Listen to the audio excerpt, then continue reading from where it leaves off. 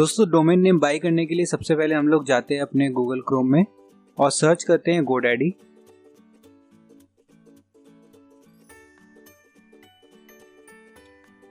I am sure आपके पास already एक अपना डोमेन का नाम होगा। साथ ही साथ मैं आपको बता दूं कि डोमेन नेम बाय करने के कुछ बेस्ट प्रैक्टिसेस होते हैं जो आपको ख्याल में रखना पड़ेगा। जैसे कि डोमेन नेम आपका स्मॉल होना चाहिए, छोटा होना चाहिए, उसमें कोई मिस स्पेलिंग नहीं होनी चाहिए। क्योंकि अभी 4 और 5 लेटर के डोमेन नेम्स ऑलमोस्ट खत्म हो चुके हैं। अगर आप लॉन्गर डोमेन नेम्स लेना चाहते हैं तो आप वो ले सकते हैं, बट मेक श्योर कि जो बेस्ट प्रैक्टिसेस हैं डोमेन नेम बाय करने के लिए वो आप फॉलो करें।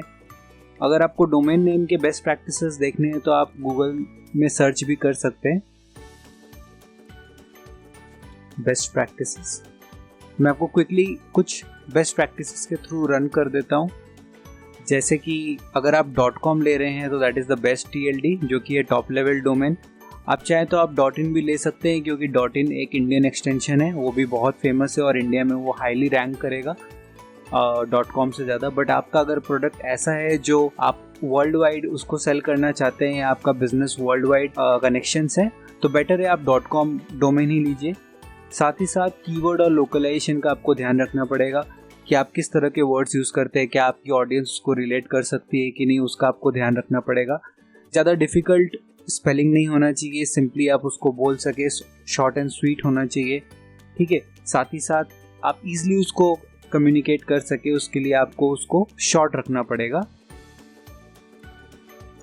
6th पॉइंट है कि आप अवॉइड करिए किसी तरह का लेटर, कोई हाइफन, कुछ ऐसा जिसके वजह से वो थोड़ा कॉम्प्लिकेट हो जाए, आप फ़ोन पे किसी को न बता सके, आपको एक्सप्लेन करना पड़े कि हाँ if you are calling it 7 तो वो डिजिट वाला 7 है, ना कि SEVEN है। सो इन सब चीज़ों का आपको ध्यान रखना पड़ेगा। 7th और फाइनल पॉइंट ये है कि ब्रेनस्टॉर्म करिए, रिसर्च करिए डोमेन नेम्स और देखिए कि क्या आपकी इंडस्ट्री के लिए वो सूटेबल है। अगर आप .in डोमेन नेम ले रहे हैं, ख्याल रखिए कि उसका जो .com डोमेन नेम है वो सिमिलर बिजनेस के लिए आपके किसी कॉम्पिटिटर ने न लिया हो, क्योंकि अगर आपके कॉम्पिटिटर के पास उसका .com होगा तो आप जो भी गूगल में आप एड्स रन करेंगे या चाहे आपके ब्रांड नेम को आप इधर उधर पब्लिश करेंगे या उससे रिलेटेड आप कोई भी एडवर्टाइजिंग करेंगे, तो आपका जो कस्टमर बेस है वो आज नहीं तो कल टुकड़ों टुकड़ों में बट के आपके .com जो कि आपके कॉम्पिटिटर है उनके साथ आप एडअप हो जाएंगे, या आपके जो यूज़र बेस है वो आपको मिसअंडरस्टैंड कर सकता है अपने कॉम्पिटिटर के लिए। तो इन सब चीज़ों का ध्यान रख के आपको ये बेस्ट प्रैक्टिसेस का ध्यान रखना पड़ेगा, ताकि आपका जो डोमेन नेम है, क्योंकि वो आपका ब्रांड नेम है, आपका ब्रांड वैल्यू मेंटेन कर सके आप आगे चल के। चलिए तो हम लोग अपना जो डोमेन नेम है वो हम लोग सर्च करते हैं। मैं ऑलरेडी एक डोमेन नेम मेरे दिमाग में है जो कि है prototype.xyz।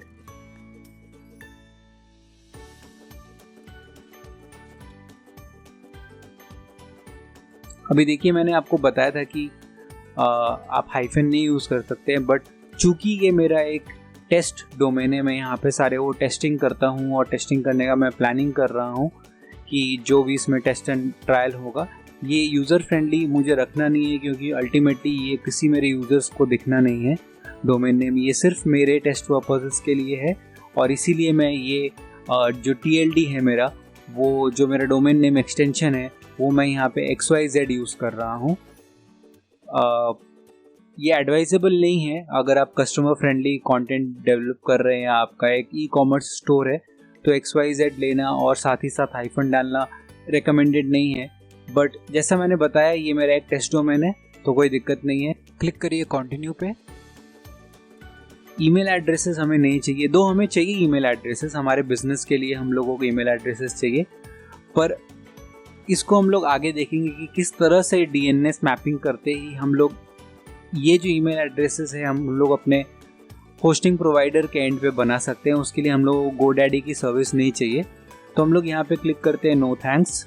और साथ ही साथ लिनक्स वेब होस्टिंग में भी हम लोग करते हैं नो थैंक्स, क्योंकि हम लोगों का ऑलरेडी हम लोग दूसरे जगह पे एक सुपीरियर होस्टिंग हम लोग बाई करेंगे और उसी एंड पे हम लोग अपने सारे चीज़ों को मैनेज करेंगे।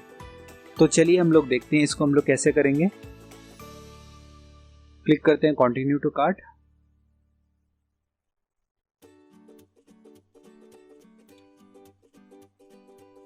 GoDaddy के कुछ ऑफर्स भी होते हैं और उनका एक अलग से पेज भी है प्रोमो के लिए, जहाँ पे वो प्रोमो कोड्स वगैरह देते हैं, तो आप वहाँ पे भी चेक कर सकते हैं अगर कुछ ऑफर्स, करंट ऑफर्स चल रहे हैं तो।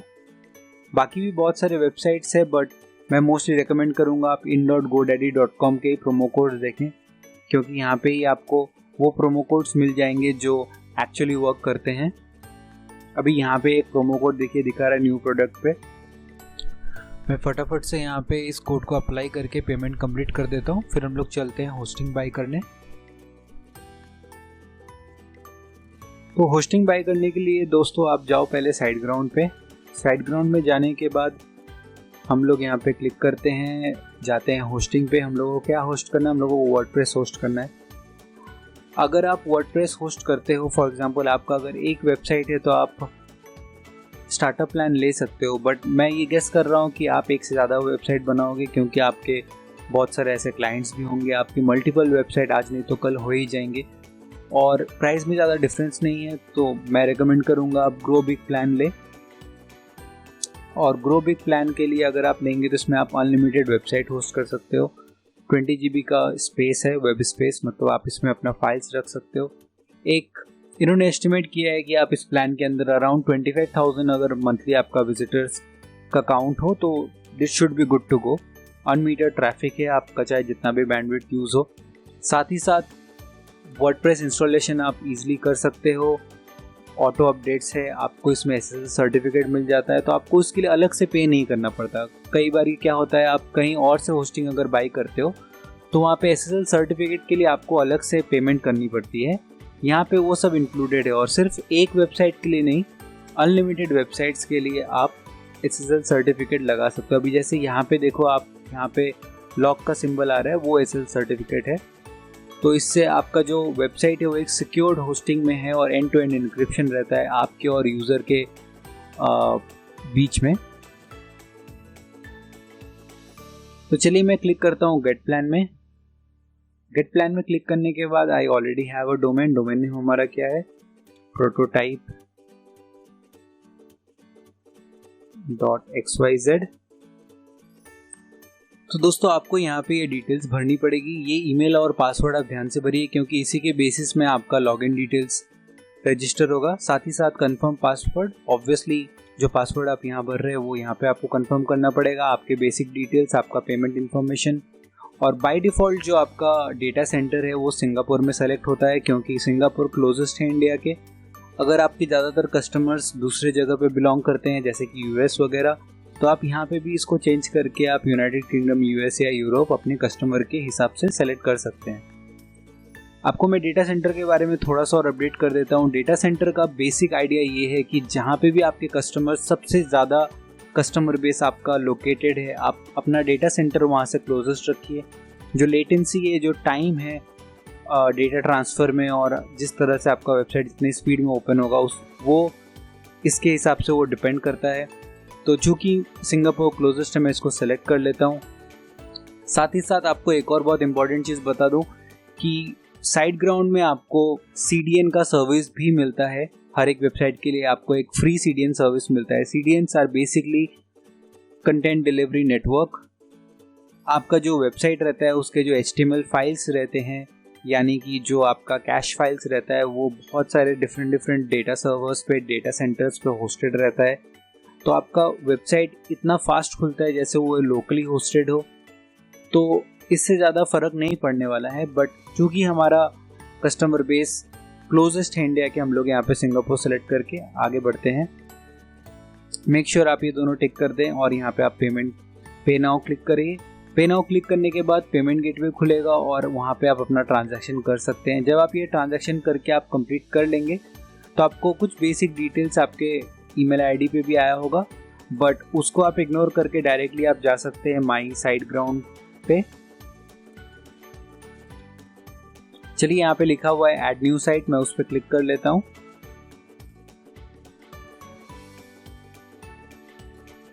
So new domain, existing domain और टेम्परेरी डोमेन। अगर आपके पास डोमेन नेम नहीं है तो आप for the time being temporary domain में क्लिक करके भी अपना वेबसाइट स्टार्ट कर सकते हैं, उसको पब्लिश भी कर सकते हैं, होस्ट कर सकते हैं। बट चूंकि हम लोगों के पास ऑलरेडी एक डोमेन है हम लोग वो सेलेक्ट कर लेते हैं। मैं क्लिक करता हूँ न्यू डोमेन। जो हमने बाई किया था वो डोमेन नेम हम लोग यहाँ पे टाइप कर लेते हैं। डोमेन नेम टाइप करने के बाद कंटिन्यू दबाइए और एक नया लॉगिन सेटअप करिए। सो बेसिकली ये जो लॉगिन आप सेटअप करेंगे ये एडमिनिस्ट्रेटर अकाउंट बनेगा।